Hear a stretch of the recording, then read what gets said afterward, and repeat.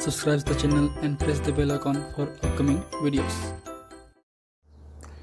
Hello friends, welcome to my channel Pharmacology Concepts by Rajesh Chaudhary, and in this video I am going to discuss about the basic pathophysiology of the leprosy. तो आज की video में हम बात करेंगे leprosy के बारे में, मीन्स कोढ़ या कुष्ठ रोग।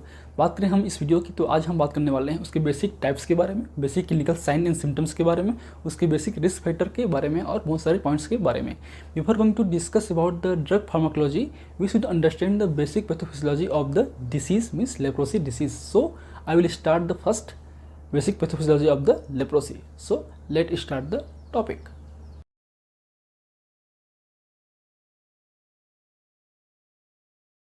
लेप्रोसी मीन्स कुष्ठ रोग। बात करें हम इस बीमारी की तो एक तरीके से it is a infective disease means that is caused by some micro organism and that is known is the mycobacterium leprae. So basically leprosy is a disease or infective disease that caused by mycobacterium leprae. Mycobacterium leprae is the causative agents और pathogens that may cause the leprosy in our body. तो basically आपका जो mycobacterium leprae है वो उसका basic pathogenic source है आपके इस बीमारी का, जिसको हम बोलते हैं लेप्रोसी या कुष्ठ रोग। बात करें इसके फीचर्स की, so basically it is a infective disease that cause the severe disfiguring skin sore and nerve damage in the arms and leg. तो अल्टीमेटली जो ये बीमारी है या डिसीज़ है वो एक तरीके से डिसेबिलिटी डिसीज़ है, ये डिसेबल बनाता है हमारे बॉडी को। ये बेसिकली जो मेजर टारगेट एरिया हैं वो है आपकी स्किन और nerve.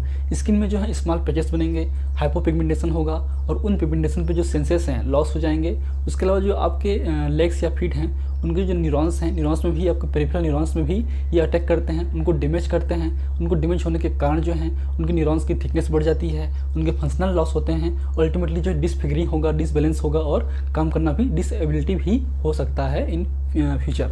So therefore it known as the disability infective disease and it has been considered incurable in the ancient age.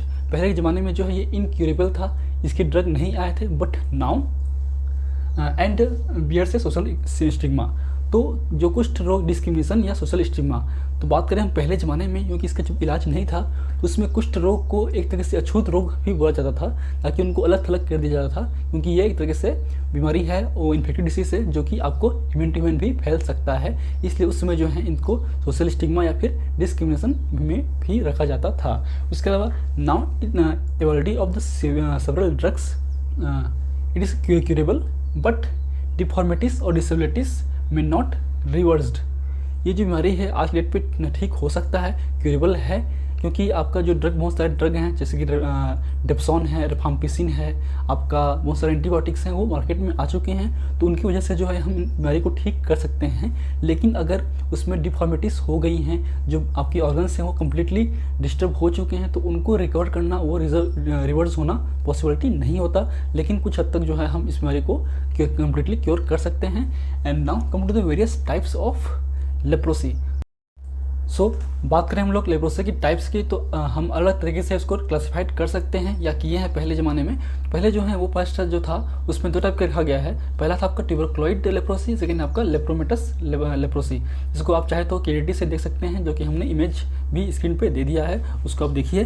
तो बेसिकली जो आपका ट्यूबरकुलोइड लेप्रोसी है उतना वो सीवियर नहीं होता है, जो लेप्रोमेटस से बहुत सीवियर होता है। उनके लेसन्स थोड़ा डार्क होते हैं, डीप होते हैं। और बात करें उसके कुछ बेसिक फीचर्स की, तो जैसे कि हम देख सकते हैं इमेज में, ट्यूबरकुलोइड लेप्रोसी जो है उसमें आपका एनेस्थेटिक्स पैचेस दिखाई देते हैं, जबकि लेप्रोमेटस में जो है diffused skin, mucosal membrane infiltration और नोडल्स दिखाई देते हैं। उसके अलावा जो आपके ट्यूबरकुलोइड लेप्रोसी है उसमें जो है सेल मेडिएटेड इम्यूनिटी या टी सेल्स का फंक्शन से वो नॉर्मल रहते हैं, बट इनमें जो है अब्सेंट होते हैं।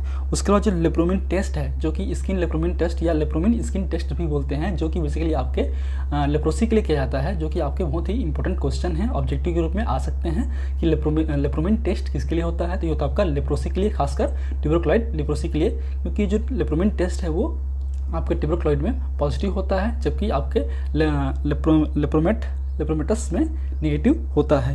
इसके बाद जो बेसिलरीज हैं वो आपके रेयरली फाउंड होते हैं बायोप्सी। बायोप्सी मतलब होता है स्किन का स्मीयर को या फिर आपके कोई ऑर्गन के टिश्यूज़ को निकाल के उसको चेक करना, डिटेक्ट करना इन द लेबोरेटरी। तो बायोप्सी में जो है इस कंडीशन में जो बेसिलरी है बहुत कम मिलते हैं, लेकिन आपके लेप्रोमेटस में इसकी बेसिलस मिलते हैं। उसके अलावा आपका ट्यूबरकुलोइड लेप्रोसी में जो है prolonged remission with the periodic exacerbation, ये बहुत प्रोलॉन्ग ड्यूरेशन पे होते हैं, ये अब दोबारा भी आ सकते हैं और ये बढ़ते रहते हैं, प्रोग्रेसिव होते हैं। लेकिन बात करें हम लोग लेप्रोमेटस की, तो progresses to the anaesthesia, to of the digital part, atrophy, ulceration, absorption of the digits, ये सब बेसिक फीचर्स होते हैं आपके लेप्रोसी का। इसके अलावा WHO और आपके NLEB means national leprosy education programme, and that was established in 1982 in the India, उन्होंने भी क्लासीफाइड किया था आपके लेप्रोसी को। उन्होंने नंबर ऑफ लेसन्स के बेस पे क्लासीफाइड किया था। वो है आपके 2 टाइप, फर्स्ट है आपका PBL means paucibacillary leprosy, and second आपका मल्टी बेसिलरी लेप्रोसी जो है आपका MBL। बेसिकली पॉसिबेसिलरी में जो है नंबर ऑफ लेसन्स जो हैं 1 से 5 तक होते हैं, और आपके पॉसिबेसिलरी में जो लेसन्स हैं वो 1 से 6 से ऊपर हो सकते हैं। एंड बेसिकली पॉसिबेसिलरी में जो है patient has a few bacilli, बहुत कम बेसिली होते हैं, and that is non infectious, वो इन्फेक्शियस नहीं होते हैं।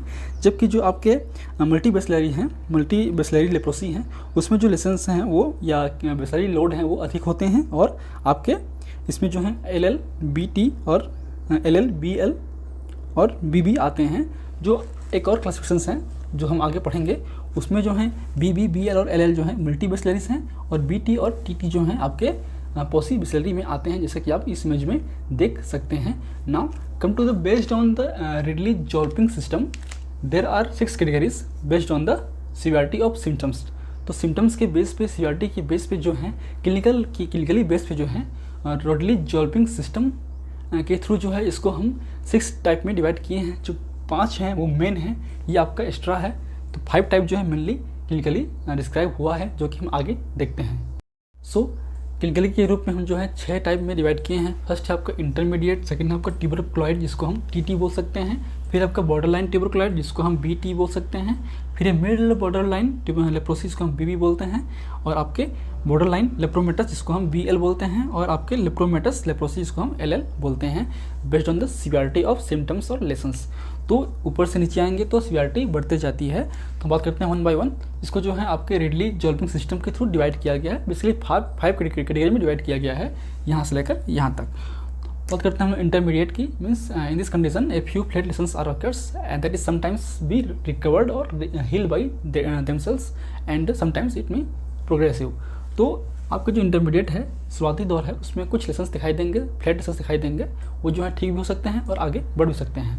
नेक्स्ट आपका ट्यूबरकुलॉइड्स, उसमें जो है सम लार्ज जो लेसन्स दिखाई देंगे, उसके अलावा नर्व डैमेज भी होगा, and but it can be healed और मे बी प्रोग्रेस, ये हील भी हो सकते हैं और ये प्रोग्रेस भी आगे फॉर्म में चेंज हो सकते हैं, मतलब सीवियरिटी बढ़ सकती है। सेकेंड है आपका बॉर्डरलाइन ट्यूबरकुलॉइड। इस कंडीशन में जो है लेसन्स जो है लगभग सिमिलर होंगे आपके ट्यूबरकुलॉइड जैसा, बट साइज में छोटे होंगे, न्यूमरस होंगे, लेस नर्व इन्लार्जमेंट होंगे, मतलब जो नर्व इन्लार्जमेंट का साइज है, नर्व का जो डैमेज है वो कम हो सकते हैं। ये परसिस्ट हो सकता है, उसी फॉर्म में रह सकता है। इसके अलावा ये रिग्रेस हो सकता है, मतलब वापस बॉर्डरलाइन से ट्यूबरकुलॉइड फॉर्म में चेंज हो सकता है, या फिर ये प्रोग्रेस हो सकता है, means borderline to mild borderline में भी चेंज हो सकता है। ये उसके बेसिक फीचर है आपके बॉर्डरलाइन ट्यूबरकुलॉइड के। And next is the mild borderline leprosy, and इसका जो बेसिक फीचर क्या है आपका, reddish plaque, moderate numbness, swollen lymph node या लिम्फ ग्लैंड, और इट में भी रिग्रेस और परसिस्ट और प्रोग्रेसिव। ये तो आपस ठीक हो सकते हैं, या उसी फॉर्म में रह सकते हैं, या फिर नेक्स्ट में चेंज हो सकते हैं। तो बेसिकली जो BT और TT हैं ये आपके पॉसिबेसिलरी हैं, यहाँ से फिर जो है मल्टी बेसिलरी के फॉर्म आते हैं, जैसे कि हम देखा पिछले अभी थोड़ी देर में पहले।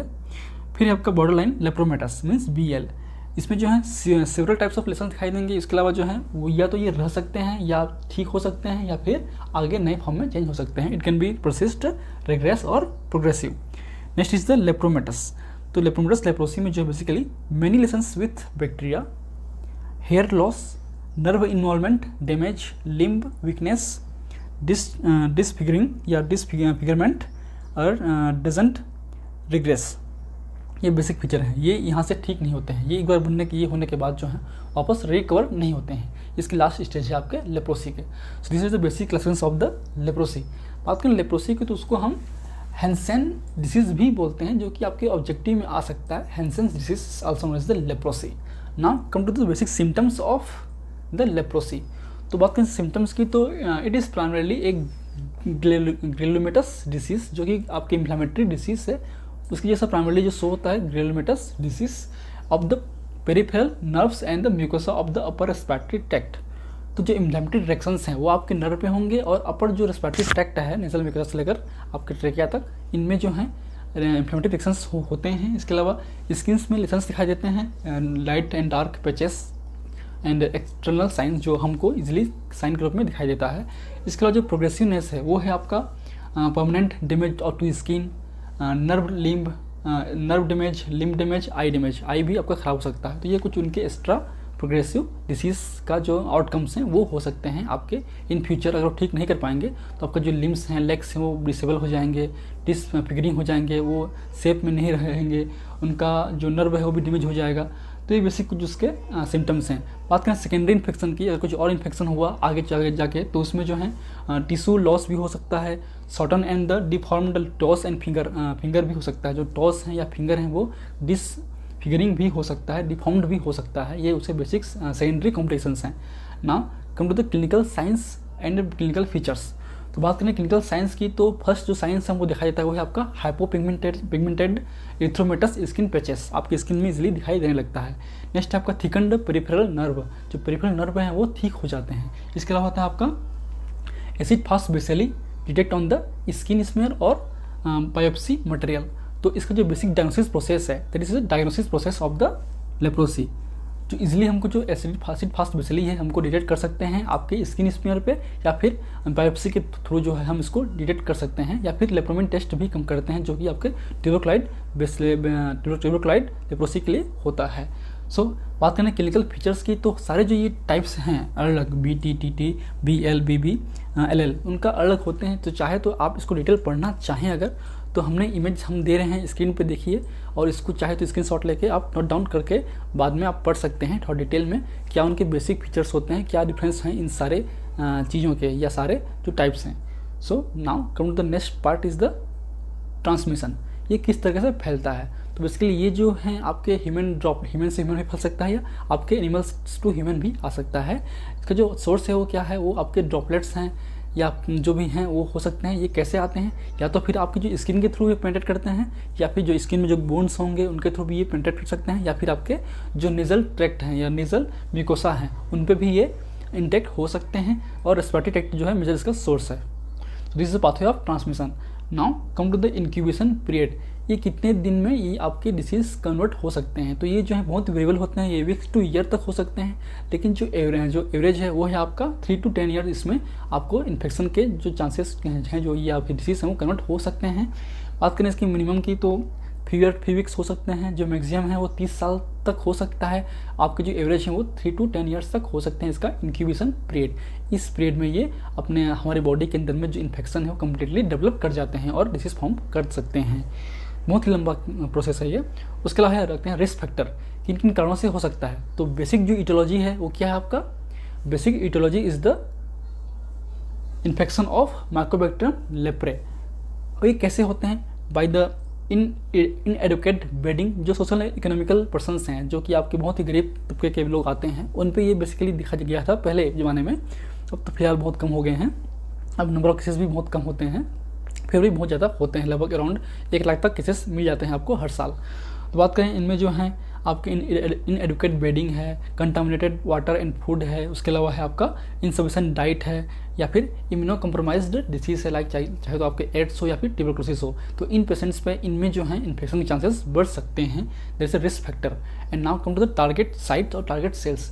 सो basically Schwann cells of the neurons and the macrophages are the major target site of the mycobacterium leprae. तो माइकोबैक्टीरियम लेप्रे जो है बेसिकली आपके स्वान सेल्स को या फिर आपके मैक्रोफेजेस को टारगेट करते हैं, उन पे बाइंड करते हैं। उन पे बाइंड होने के कारण जो है उनमें लेप्रोटिक रिएक्शंस, इन्फ्लेमेटरी रिएक्शंस और इम्यूनोलॉजिकल रिएक्शंस होते हैं। उनकी वजह से ही जो सिम्टम्स आपको दिखाई देंगे वो होंगे, जो कि हम पढ़ेंगे अगले नेक्स्ट क्लास में, डिटेल पैथोफिजियोलॉजी और pathogenesis of the leprosy and the basic treatment plant और anti-leprotic drugs, their classifications and their basic multi-drug therapy. So if you want to note this lecture, please take a screenshot, and if you like my videos, please press the like button, share with your friend, or any feedback please comment on the comment section, that motivates me. And in last, thank you, keep watching.